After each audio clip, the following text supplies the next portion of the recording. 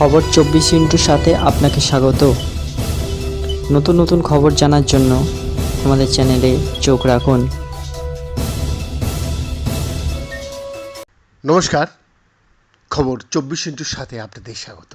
খবর 24 সাথে দর্শকদের আমরা প্রত্যেক দিন দেশ এবং বিদেশে যে সমস্ত বিজ্ঞান প্রযুক্তির হাত ধরে নিত্য নতুন আবিষ্কার হচ্ছে সেগুলো তুলে ধরি। আজ ঠিক সেরকমই একটি প্রতিবেদন আপনাদের উদ্দেশ্যে। প্রথম এবং সর্বাধিক পরিচিত মেটালোসিন হল ফেরোসিন, যা একটি একক লোহার পরমাণু ধারণ করে।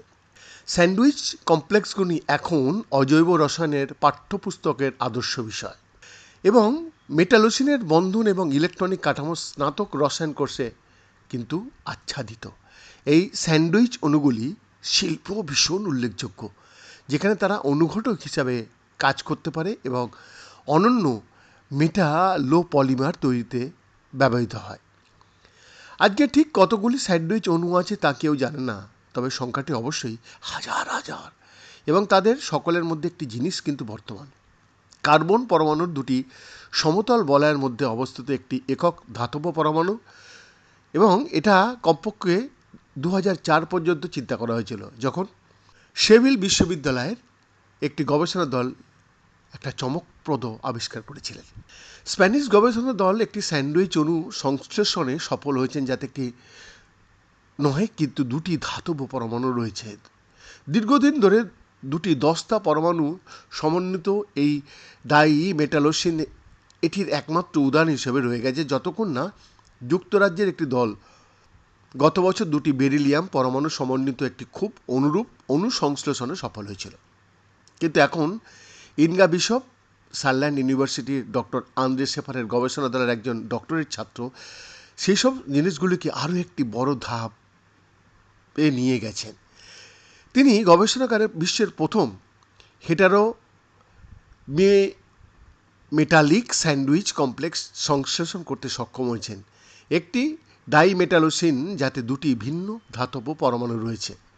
2004 সালে প্রথম ডাইমেটালোসিন আবিষ্কারের অল্প সময় পরে তাত্ত্বিক কাজ নির্দেশ করে যে ডাইমেটালোসিনের দুটি অভিন্ন ধাতব পরমাণু থাকা আবশ্যক নয় এবং দুটি ভিন্ন ধাতব পরমাণু সহ একটি জটিল ও স্থিতিশীল হওয়া উচিত।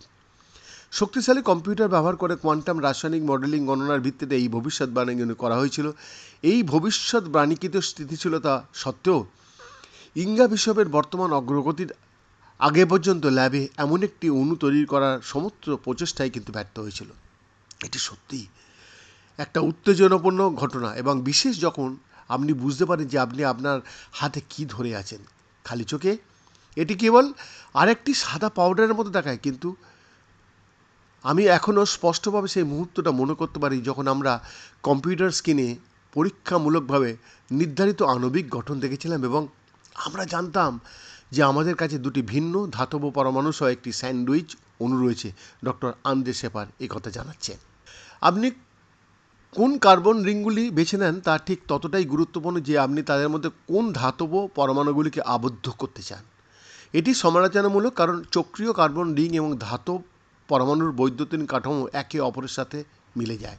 ইনগা বিশপ ব্যাখ্যা করছেন, আমাদের হেটারো মেটালিক ডাইমেটালোসিনে থাকা ধাতুগুলি হলো লিথিয়াম এবং অ্যালুমিনিয়াম। গণনা ভবিষ্যৎবাণী করছে যে এই দুটি ধাতু উপযুক্ত প্রার্থী হবে, কারণ তাদের ইলেকট্রনিক গঠন কিছু অর্থে দুটি দস্তা পরমাণুর অনুরূপ, যা আমরা জানতাম একটি স্থিতিশীল ডাইমেটালোসিন গঠন করতে পারে। কিন্তু যা এত সহজ এবং সোজা মনে হয় তা অর্জন করতে কয়েক মাস সময় লেগে গেছে। অণুটি এতটাই প্রতিক্রিয়াশীল হতে দেখা যায় যে এটি শুধুমাত্র একটি নিষ্ক্রিয় নাইট্রোজেন বা আর্গন কম্বলের অধীনে সংশ্লিষ্ট।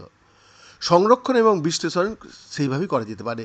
যদি এটি বাতাসের সংস্পর্শে আসে তবে এটি পচে যাবে একেবারে বা দুবার, কিন্তু একবার এটি সংশ্লিষ্ট হয়ে গেলে অণুটিকে বৈশিষ্ট্যযুক্ত করা দরকার, যা সারল্যান্ড বিশ্ববিদ্যালয়ের বিজ্ঞানীদের একটি সম্পূর্ণ দলকে জড়িত করেছিল।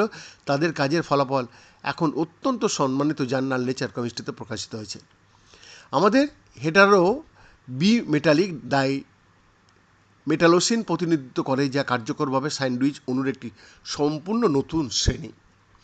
গ্রুপের নেতা ডক্টর আন্দেশ আবার বলেন, কে জানে এটাও একদিন শিক্ষার্থীদের পাঠ্যপুস্তকে অন্তর্ভুক্ত হবে। তবে সবার আগে আমাদের এটি আরও অধ্যয়ন করতে হবে। এই মুহূর্তে আমাদের এর গঠন সম্পর্কে বেশ ভালো বোঝাপড়া আছে, তবে এখন এর প্রতিক্রিয়া সম্পর্কে খুব কমই জানি আমরা। যদি আমরা ধাতব পরমাণুর অন্যান্য উপযুক্ত সংমিশ্রণ খুঁজে পাই, তবে ভবিষ্যতে অন্যান্য হেটারো বি মেটালিক ডাই মেটালোসিন্স সংশ্লেষণ করা কিন্তু সম্ভব হবে। বৈদ্যনাথ দাসের রিপোর্ট, খবর 24x7।